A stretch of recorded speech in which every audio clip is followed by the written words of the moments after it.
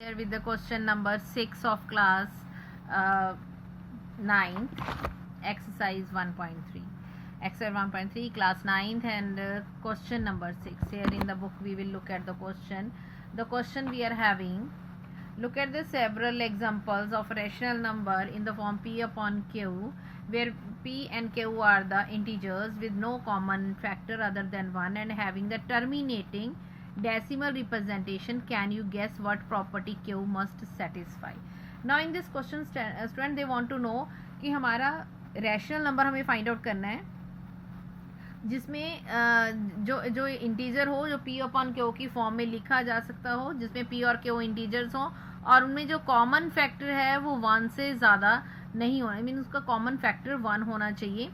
And decimal representation, can you guess what the property Q must have. तो उसकी जो Q means उसके जो डिनोमिनेटर है उसकी प्रॉपर्टी क्या होनी चाहिए. तो उसके लिए हम एक एग्जांपल लेते हैं स्टूडेंट, कुछ एग्जांपल्स लेते हैं अपनी तरफ से. सपोज मैं कुछ नंबर्स ले लेती हूँ जैसे 1/2, 1/3 और 2/5, सपोज 3/4, ओके ऐसे लेट इट टू बी, और 3/7. I have taken these numbers. अब इसमें से अगर हम इनको डिवाइड करके देखें और इनका डेसिमल एक्सपेंशन देखें तो क्या बनता है. तो हम सबसे पहले 1/2 को डिवाइड करते हैं, 1 को बीच में रखा, 2 से डिवाइड किया तो पॉइंट, और ये यहाँ पे आया 10, तो ये गया 5 पे. मीन्स इसकी जो 1/2 का डेसिमल एक्सपेंशन है वो है 0.5. ये टर्मिनेटिंग हुआ, टर्मिनेटिंग. ओके अब जो नेक्स्ट है वो है 1/3. तो ये था 1/2 का और ये हुआ 1/3 का. तो 1/3 का 3, 1 पॉइंट, फिर से 10, 3 3 ज़ा 9, फिर से 10, 3 3 ज़ा 9. इट मीन्स ये हुआ 0.3 बार, जो नॉन टर्मिनेटिंग एंड रैकरिंग हुआ. ओके मीन्स सेम नंबर बार बार आ रहा है तो रैकरिंग. तो 2/5 को अगर हम करते हैं तो ये आता है 2, 5, फिर 20.4 पे चला गया ये. तो इसका हुआ 0.4 जो फिर से क्या है, टर्मिनेटिंग. ये हुआ टर्मिनेटिंग डेसिमल एक्सपेंशन. अब आगे अगर हम नेक्स्ट नंबर लेते हैं तो वो है 3/4. तो 3/4 को जब हम करते हैं, 3 बीच में रखा, ओके 4 से डिवीज़न शुरू की तो ये गया 0 अपनी तरफ से लगाया गया इसमें. तो ये 7 के नंबर पे चला गया, 28 हुआ हमारे पास. तो फिर 2 आया, 0.7 हुआ, 5 एंड फिर 5 के टेबल पे हुआ. तो इसका आंसर आया हमारे पास 0.75 जो फिर से है टर्मिनेटिंग.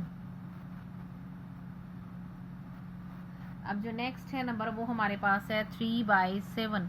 अब 3/7 को अगर हम डिवाइड करते हैं तो 3 7 पे चला गया, 0 लगी, पॉइंट हुआ, 4 पे चला गया, 20 आया हमारे पास. ठीक है जी. तो ये गया फिर से, अब ये 2 पे चला गया, 14 है. तो ये आ गया हमारे पास 60 हुआ.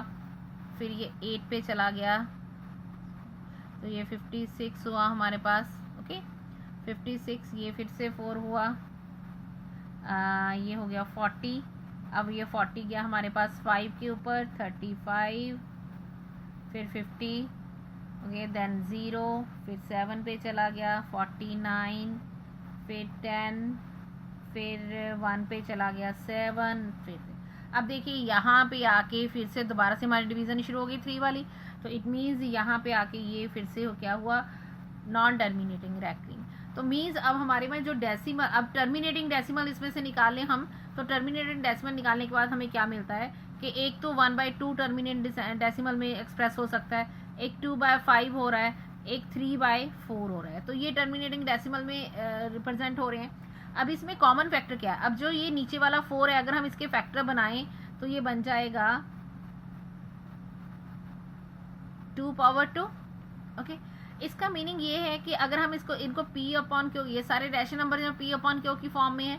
अब इसमें क्यू की कौन सी प्रॉपर्टी सेटिस्फाई हो रही है कि अगर जो क्यू है हमारा, अगर ये 2 की इसके फैक्टर 2 में हो या इसके 5 के फैक्टर हो तो ये टर्मिनेटिंग डेसिमल रिप्रेजेंट करता है, या फिर 2 की फॉर्म 2 की पावर हो कोई, या फिर 5 की पावर में हो तो भी ये टर्मिनेटिंग डेसिमल करता है, या फिर दोनों हो, या फिर दोनों। तो इन दोनों केसेस में, इन तीनों केसेस में जो इसकी डेसिमल एक्सपेंशन है वो टर्मिनेटिंग होती है। तो क्यू की प्रॉपर्टी क्या होती है हमारे पास, क्यू की प्रॉपर्टी हमारे पास बन जाती है कि the prime factorisation of Q, हम लिख सकते हैं द प्राइम फैक्टराइजेशन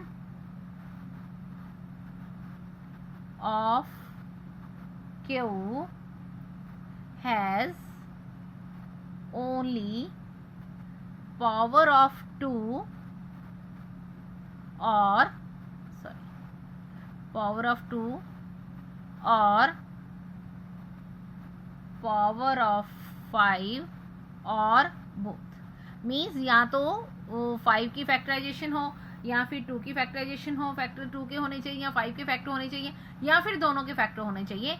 तो ये जो नंबर है, कोई भी नंबर है जो पी अपन क्यू की फॉर्म में है वो टर्मिनेटिंग डेसिमल नंबर में कन्वर्ट हो जाएगा। So I think you have got the lecture. Thank you so much.